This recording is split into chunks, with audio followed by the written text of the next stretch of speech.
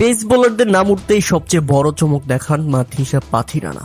মাথিসা পাথিরানাকে 18 কোটি রুপি দিয়ে কিনল Kolkata night Riders.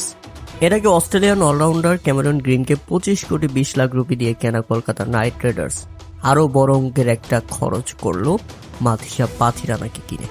Matheesha পাথিরানাকে কিনতে লড়াই চালিয়েছিল দিল্লি ক্যাপিটালস এবং Lucknow super giant. Lucknow super giant 16 কোটি রুপিতে ওঠার পর আর বিট করতে পারেনি।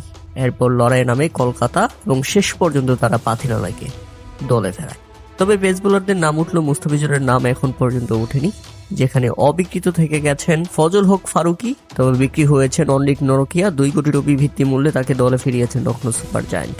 বিক্রি হয়েছেন জেকব ডাফি, 2 কোটি রুপি ভিত্তি মূল্যে তাকে দলে নিয়েছে রয়্যাল চ্যালেঞ্জার্স বেঙ্গালুরু। এছাড়াও অবিকৃত থেকে গেছেন নিউজিল্যান্ডের বোলার ম্যাথ হেনরি, ভারতের আকাশদীপ, ভারতের শিবম মাভি, দক্ষিণ আফ্রিকার জেরার্ড কোর্চি, এমনকি অস্ট্রেলিয়ান বোলার স্পেন্সার জনসন পর্যন্ত অবিকৃত থেকে গেছেন।